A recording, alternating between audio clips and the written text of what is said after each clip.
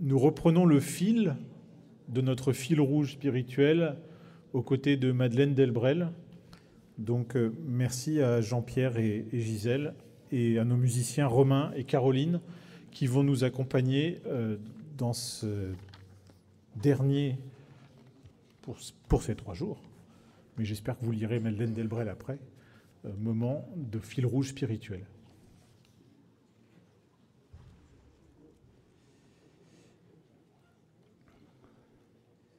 Pour cette fin de journée, en compagnie de Madeleine Delbrel, nous vous proposons de méditer un de ces textes parus dans un volume, le 3e des œuvres complètes de Madeleine, qu'on appelle Méditation poétique.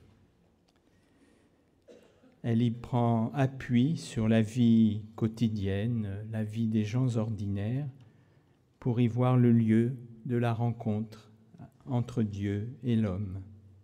Elle donne ainsi à nos banalités de chaque jour une dimension d'éternité.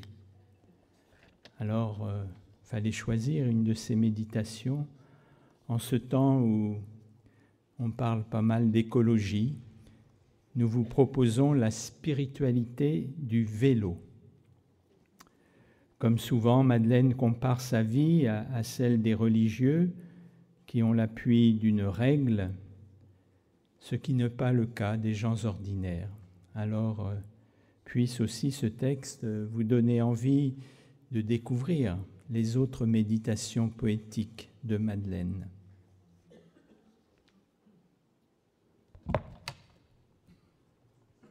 Allez, allez, nous dites-vous à tous les tournants de l'Évangile.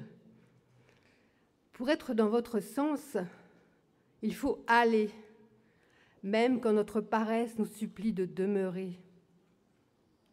Vous nous avez choisis pour être dans un équilibre étrange. Un équilibre qui ne peut s'établir et tenir que dans un mouvement, que dans un élan. Un peu comme un vélo qui ne tient pas debout sans rouler. Un vélo qui reste penché contre un mur tant qu'on ne l'a pas enfourché pour le faire filer bon train sur la route. La condition qui nous est donnée, c'est une insécurité universelle, vertigineuse. Dès que nous nous prenons à la regarder, notre vie penche, se dérobe. Nous ne pouvons tenir debout que pour marcher, que pour foncer dans un élan de charité. Tous les saints qui nous sont donnés pour modèle, ou beaucoup, étaient sous le régime des assurances, une espèce de sécurité spirituelle qui les garantissait contre les risques, les maladies, qui prenaient même en charge leurs enfantements spirituels. Ils avaient des temps de prière officiels, des méthodes pour faire pénitence, tout un code de conseil et de défense. Mais pour nous, c'est dans un libéralisme un peu fou que se joue l'aventure de votre grâce. Vous vous refusez à nous fournir une carte routière. Notre cheminement se fait de nuit.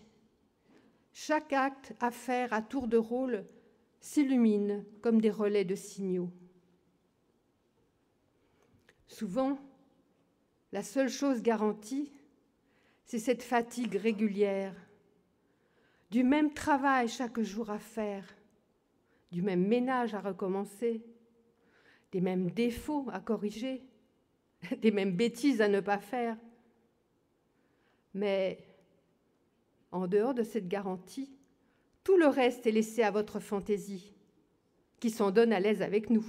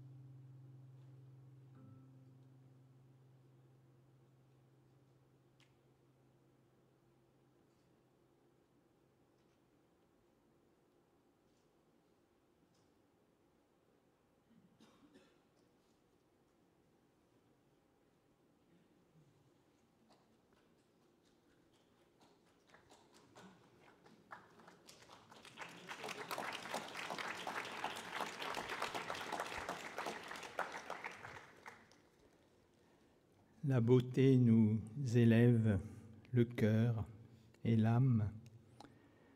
Un soir de 14 juillet, écoutant les flonflons des balles alentour, Madeleine se met à prier et ça nous donne le bal de l'obéissance. Quelques notes de ce bal et pour cela, la prière prend une voix féminine.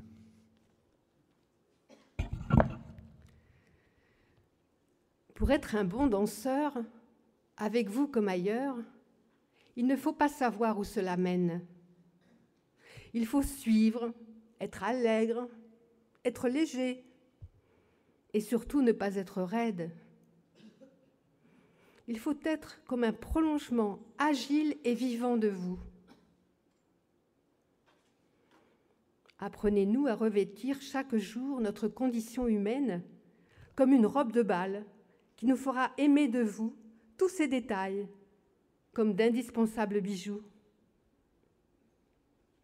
Faites-nous vivre notre vie, non comme un jeu d'échecs où tout est calculé, non comme un match où tout est difficile, non comme un théorème qui nous casse la tête, non comme une dette à payer, mais comme une fête, comme un bal, comme une danse entre les bras de votre grâce, dans la musique universelle de l'amour.